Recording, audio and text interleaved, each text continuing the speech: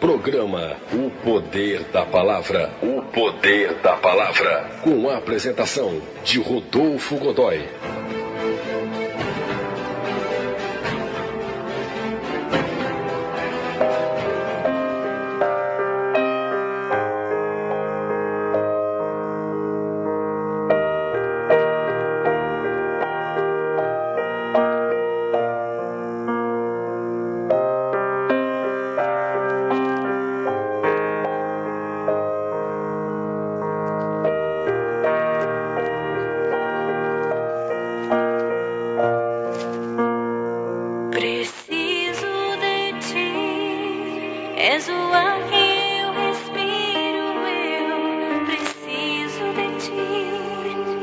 O texto que nós vamos ler na tarde de hoje está na carta de Coríntios, 1 Coríntios, capítulo 8, os versos de número 1 até o número 13. Preste atenção nesta passagem. Diz o texto: Ora, no tocante às coisas sacrificadas aos ídolos, sabemos que todos temos ciência. A ciência incha, mas o amor edifica. E se alguém cuida saber alguma coisa, ainda não sabe como convém saber. Mas se alguém ama a Deus, esse é conhecido dele. Assim que, quanto ao comer das coisas sacrificadas aos ídolos, sabemos que o ídolo nada é no mundo e que não há outro Deus senão um só.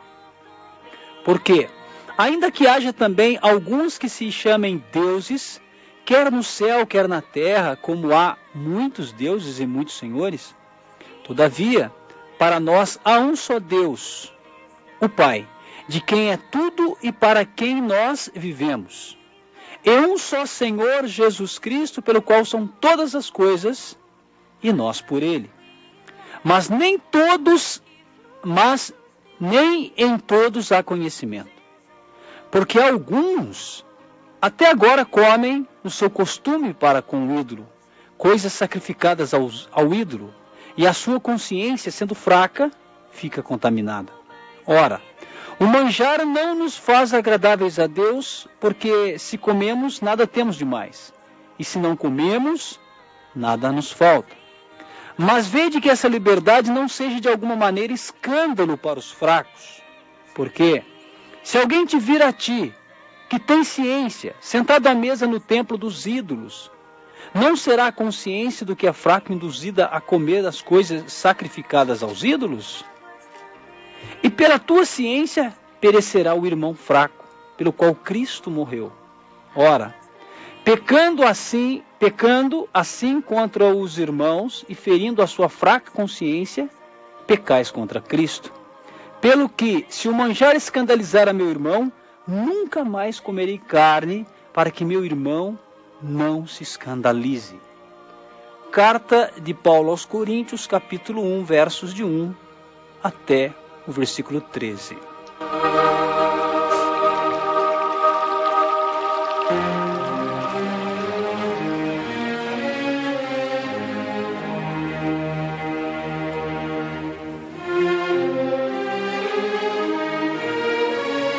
Queridos irmãos, algumas considerações precisam ser feitas a respeito da carta aos Coríntios. Coríntios era uma cidade antiga da Grécia. Era, em muitos aspectos, a metrópole grega de maior destaque nos tempos de Paulo. Assim como muitas das cidades prósperas do mundo de hoje, Corinto era intelectualmente arrogante, materialmente próspera e moralmente corrupta. O pecado, em todas as suas formas, graçava nessa cidade de má fama pela sua licenciosidade. Juntamente com Prisca e Áquila e com sua própria equipe apostólica, Paulo fundou a igreja ali em Corinto, durante o seu ministério de 18 meses que permaneceu ali. Na sua segunda viagem missionária, a igreja era composta de alguns judeus, sendo sua maioria constituída de gentios convertidos do paganismo. Depois da partida de Paulo de Corinto, surgiram vários problemas na jovem igreja. que requereram a sua autoridade e doutrina apostólica por carta e por visitas pessoais. Então a primeira epístola aos Coríntios foi escrita durante seu ministério de 3 anos na cidade de Éfeso.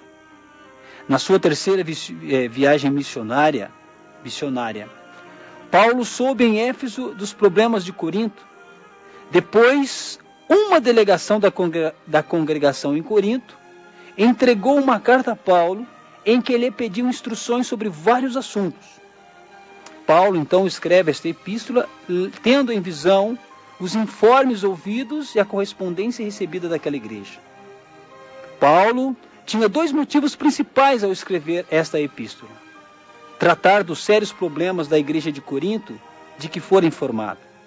Eram pecados que os coríntios não levavam muito a sério, mas que Paulo sabia que eram graves. Aconselhar e doutrinar sobre variados assuntos que os coríntios lhe encaminharam por escrito. Isso incluía assuntos doutrinários e de conduta de pureza, tanto individual como da congregação. Interessante, é bom a gente ler essa introdução, essas considerações, porque esse texto que nós lemos é um texto que traz um assunto interessante. A questão das carnes sacrificadas aos ídolos. E nós também podemos tirar alguns ensinamentos desse texto. Para os cristãos que vivem em sociedades em que os alimentos são oferecidos aos ídolos, sejam em lares não cristãos, banquetes ou templos, há uma certa urgência nessa discussão.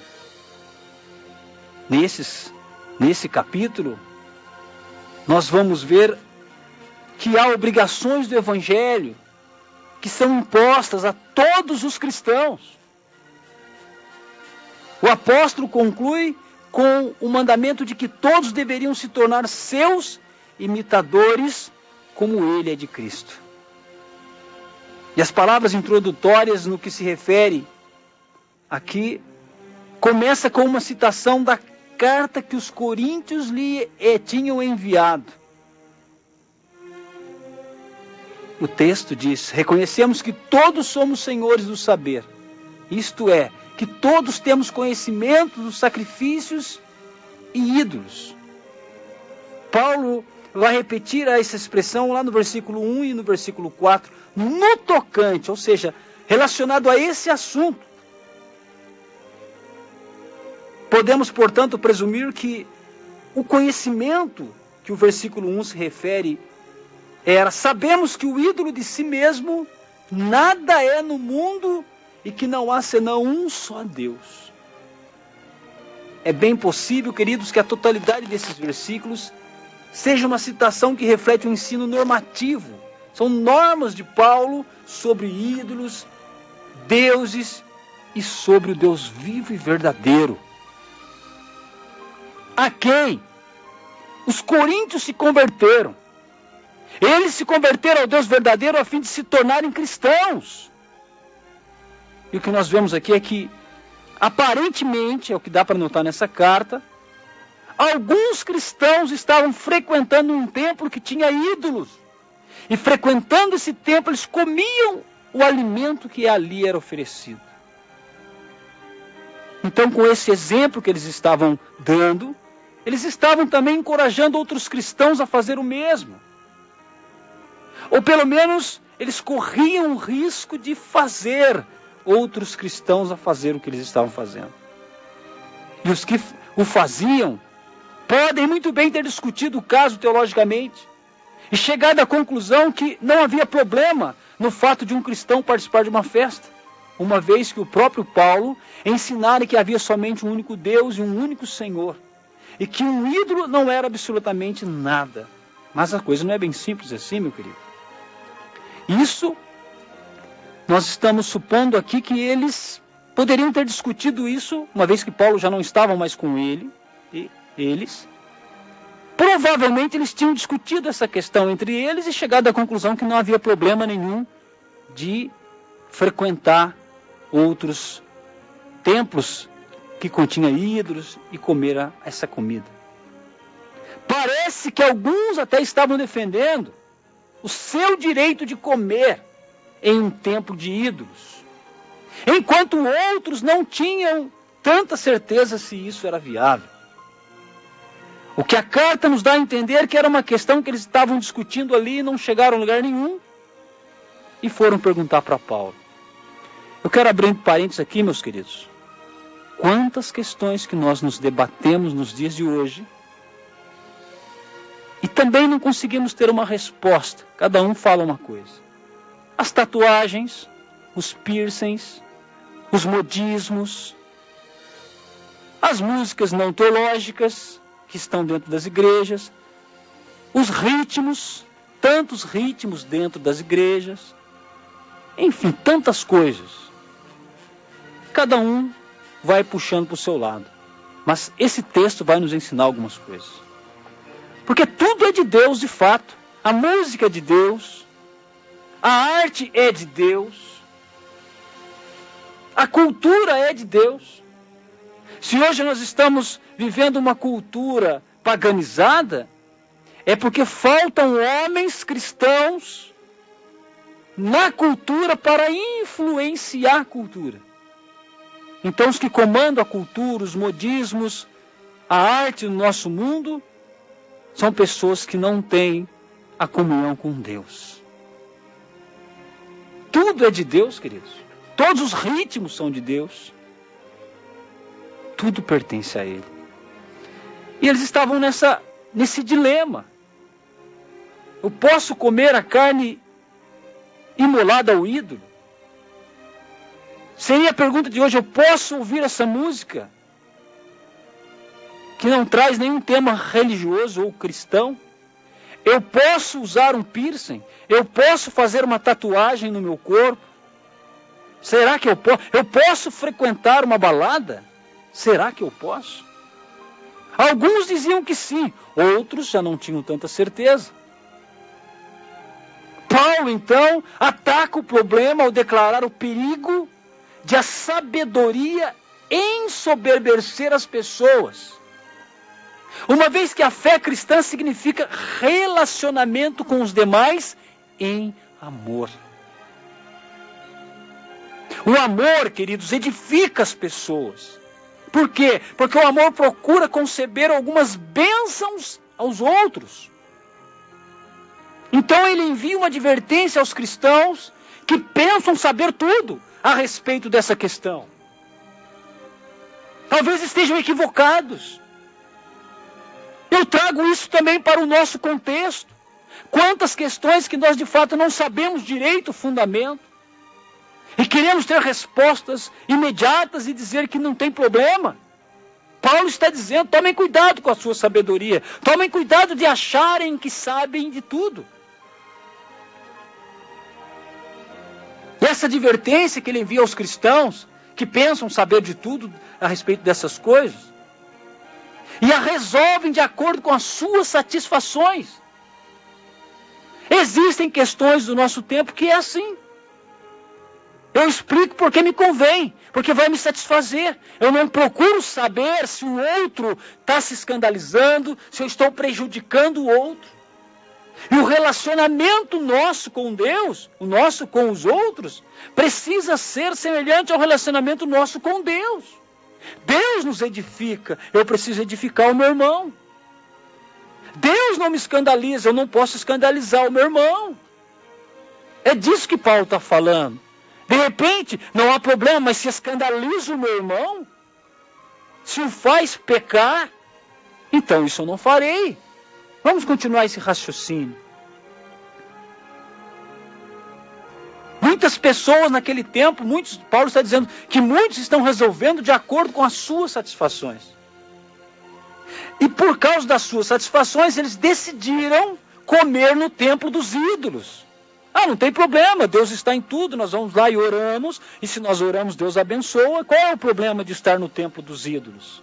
Qual é o problema de estar numa balada hoje? Eu sou de Deus, eu tenho minha mente tranquila quanto a isso. Qual o problema de assistir uma novela? Eu tenho meu pensamento crítico, eu vou ali assistir para fazer uma crítica. Qual é o problema de ir num baile funk? Não tem problema, eu sou cristão, vou ali para evangelizar. Tomem cuidado com esse tipo de interpretação. De fato, tudo é de Deus, e se você é comprado por Deus, se você foi levantado por Deus, querido, com certeza Deus está contigo. Mas não faça uso desse conhecimento, dessa ciência que tem, para satisfazer o seu ego. E é isso que Paulo está dizendo. Eles ainda não aprenderam como convém saber. Ou, literalmente, como é necessário saber. O homem que ama, esse sim é o que realmente sabe. Enquanto que o homem que diz saber, não age necessariamente de maneira prestativa para com os outros. Cuidado aí, você que é o dono da verdade. Você que acha que tem todas as respostas. Não é bem assim, Paulo está dizendo. O homem que ama, esse é o que realmente sabe. Enquanto o homem que diz saber não age necessariamente de maneira prestativa para com os outros. Esse, querido, é o verdadeiro motivo porque alguns coríntios não estavam agindo em amor, mas simplesmente exercitando seus direitos. Eles não estavam se importando se estavam escandalizando os outros.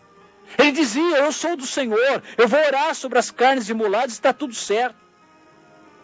Eles estavam agindo só para exercitar um direito que eles tinham, um conhecimento que eles tinham. Eles não estavam se importando com os outros. E é o que nós dissemos agora, quem age em amor é o que realmente sabe. É o que Paulo diz na sua carta. É o que Paulo escreve para conosco. Os versículos 4 e 6, meus queridos, são uma declaração de fé importante. Um verdadeiro credo, elaborado em um contexto de pluralismo religioso, que é o que nós estamos vivendo. Algo tão crucial de se afirmar hoje, quanto naquela época, meus queridos. Versículo 4 e 6, vamos lá para o texto, que é muito importante aqui. 1 Coríntios, capítulo 8, verso 4 até o 6. Ouça, meus irmãos. Assim que, quanto ao comer das coisas sacrificadas aos ídolos, sabemos que o ídolo nada é no mundo, e que não há outro Deus senão um só. Porque, ainda que haja também alguns que se chamem deuses, quer no céu, quer na terra, como há muitos deuses e muitos senhores por aí, todavia para nós há um só Deus, o Pai, de quem é tudo, para quem nós vivemos. E um só Senhor Jesus Cristo, pelo qual são todas as coisas, e nós por Ele. Olha só, a elaboração de um texto que declara de maneira direta e objetiva o nosso credo. Há um só Deus. Então, ele está dizendo, há apenas um único Deus vivo e verdadeiro. Ele está dizendo isso. Ele está dizendo, há apenas um único Deus vivo e verdadeiro, e os ídolos nada significam. No entanto, meus irmãos, Paulo e os demais observavam a grande extensão da idolatria em Corinto. Nós lemos aqui, antes da pregação, uma introdução. A cidade vivia totalmente corrompida em todas as suas facetas. Na imoralidade sexual, na idolatria, na corrupção. Era uma cidade extremamente em trevas. Uma cidade inteiramente envolvida pela idolatria. Ali, muitos deuses eram adorados. Paulo não lhes atribui divindade como se fossem legítimas expressões de Deus, de forma alguma. Ao contrário, Paulo vai dizer que eles se autitulam deuses, ainda que se chamem deuses. Então essa expressão era usada para descrever alguma coisa que era popularmente afirmada, mas de forma equivocada.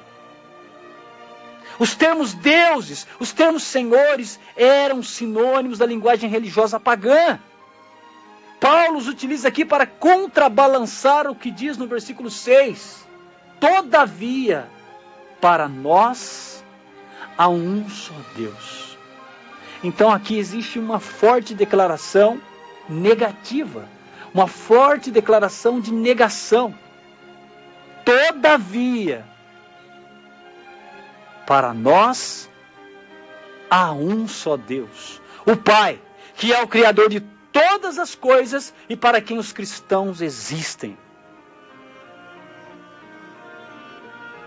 E o nosso propósito de vida é servi-lo, e não simplesmente ter um Deus para atender a todas as nossas necessidades e interesses. Aprendamos isso, irmãos.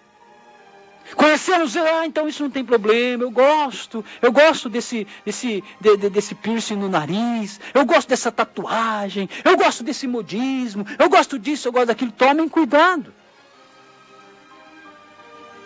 Por quê? Porque o conhecimento que nós temos de Deus não nos dá esse tipo de liberdade para fazer aquilo que é para satisfazer o nosso ego, simplesmente. Nós precisamos viver de forma que o nosso irmão cresça conosco. Deus não está aí para atender as nossas necessidades, os nossos interesses. Nós cristãos não somos meros adeptos do teísmo. Para nós, há apenas um Senhor, Jesus Cristo. E Ele é o agente de tudo que é criado. E aquele por quem nós vivemos. Mas, meus irmãos, nem todos os cristãos acreditam com convicção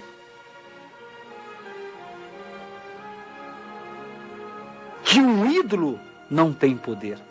Alguns que acreditam. Alguns que acreditam em ídolos, apesar de serem cristãos. Naquele tempo diziam, esta é Atena, acreditando que a deusa verdadeiramente se encontrava ali. E hoje, por causa deste pensamento, temos que tomar cuidado com as nossas atitudes. De repente, alguma coisa que para nós não tem importância nenhuma, para alguns cristãos tem. Nós corremos o risco de abalá-los na fé. Sabe, irmãos, os cristãos ali eram chamados de ateus por não possuírem estátuas. Não tinham a imagem de Deus. Então a ingestão de alimentos sacrificados aos ídolos não era considerado um costume inofensivo pelo cristão fraco. Ou seja, eles se sentiam ofendidos com isso.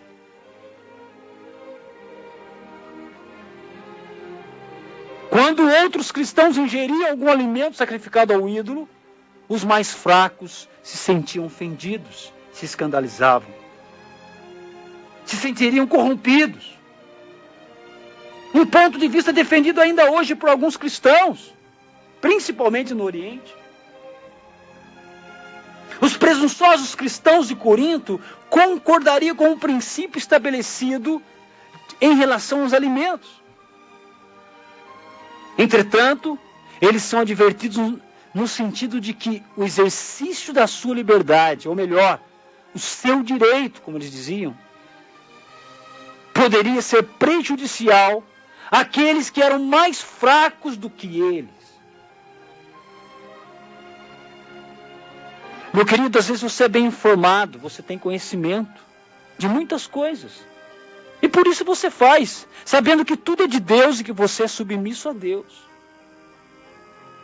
Mas diante daqueles que não têm essa fortaleza que você tem, conhecimento que você tem, você pode escandalizá-los, matá-los até na fé.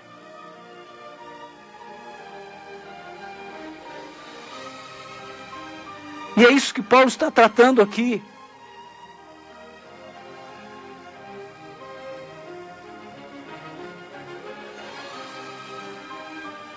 Nós sabemos que todas as pessoas, segundo a história,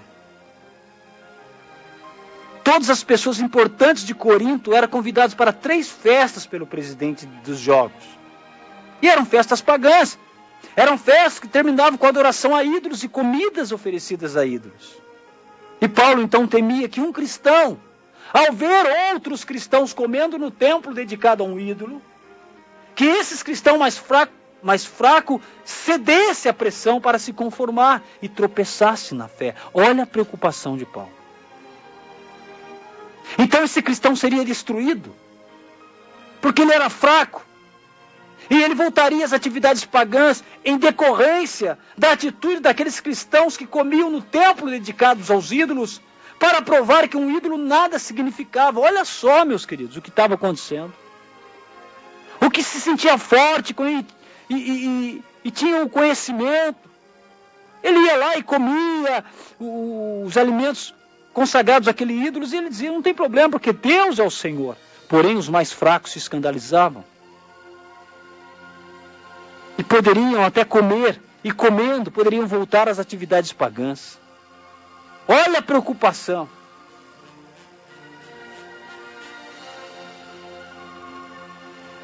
Não é apenas uma questão de exercer o seu conhecimento, de exercer os seus direitos, de usar, de fazer porque você quer. Porque você sabe que não tem problema. Mas passa a ser um pecado contra o irmão e, consequentemente, contra Cristo, quando o escandaliza, quando o leva à perdição.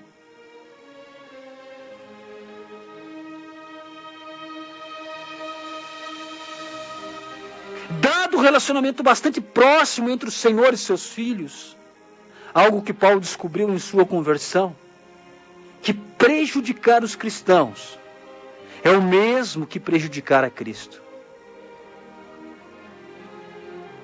Paulo então vai formular a sua primeira exigência a respeito de se imitar tanto a ele, Paulo, como a Cristo. Meus queridos irmãos, se o exercício de conhecimento ou do direito causar o pecado de um irmão, então exercer esse direito deve ser evitado a todo custo. Muitas pessoas me perguntam, Rodolfo, mas usar tatuagem é pecado? Não. A Bíblia não condena o uso de tatuagem. A Bíblia não condena o uso de piercing. Não. Mas nós estamos dentro de uma situação semelhante aqui. Se você usar uma tatuagem prejudicar o seu irmão, não use. Escandalizar o seu irmão, não use. E assim para tantas outras coisas. Se vai escandalizar, meu irmão, se vai fazer o seu irmão pecar, não faça. Ainda que a Bíblia não impeça. Tem coisas que é cultural. Tem muitas coisas que não estão na nossa cultura, vêm de fora. E nós queremos fazer para satisfazer um direito que você tem. Um direito que você tem. E não nos preocupamos com o outro. E o outro cai em pecado, desanima. Volta à vida velha. Por causa de uma atitude. Muitas das vezes equivocada da nossa parte relacionada ao nosso irmão. E são muitos temas hoje que se levantam. E nós dizemos, não, a Bíblia não condena, não tem problema. Mas a questão aqui não é tratar principalmente se a Bíblia condena ou não. A Bíblia talvez não condene essa prática, mas a Bíblia condena quando você não ama o seu irmão. Em atos concretos. Quando você não evita de escandalizar o seu irmão. Nós vivemos num mundo pluralista. Está tudo misturado. Conhecimento está misturado. Os credos, tantos credos espalhados no mundo estão misturados. Você encontra dentro de cristãos costumes pagãos, costumes esotéricos. O misticismo está dentro das igrejas.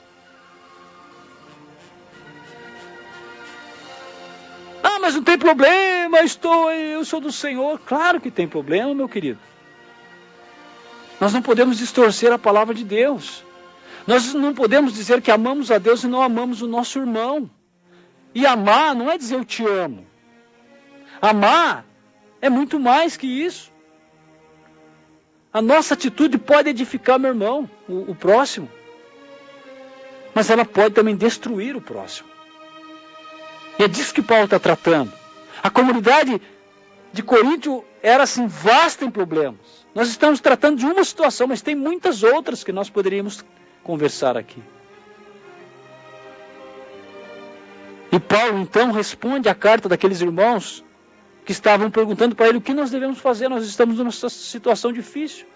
Tem cristão frequentando o templo de ídolo. E outros que não concordam com isso, eles estão fraquejando na fé. Olha, tem irmãos com modismo na nossa igreja. E tem alguns que não concordam e estão fraquejando na fé. Tome isso como um sinaleiro. Tome isso como um conselho. Não viva um cristianismo egoísta para satisfazer somente as tuas vontades, o teu direito de exercer isso ou de fazer aquilo. Viva um cristianismo que primeiramente olhe para o seu irmão e edifique o seu irmão. Que ele cresça também na maturidade assim como você tem crescido. Porque o cristianismo ele tem as duas fases. A vertical, que vem do Deus para nós. Mas a horizontal, que somos de nós, de uns para com os outros. Assim como a comunidade de Corintos precisou dessa orientação, nós também precisamos. Em um mundo pluralista, nós devemos ser muito sensíveis no cerne do Evangelho, que não é só uma ligação direta para o céu. Ele também tem uma ligação do irmão para com o outro. A igreja de Cristo não é composta por uma pessoa. A igreja de Cristo é composta por muitas pessoas. E relacionar-se com Deus, buscar uma edificação pessoal com Deus, é muito bom. Mas ela é incompleta quando isso também não leva o meu irmão à edificação. Que o Senhor nos abençoe e nos guarde. Nos dirija, nos mostre a sua vontade. Para que possamos entender o que é o corpo da igreja. Para que cresçamos como igreja na presença do Senhor.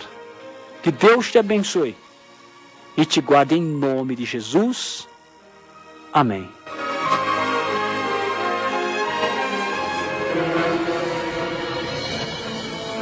No ar, programa O Poder da Palavra. O Poder da Palavra. Com a apresentação de Rodolfo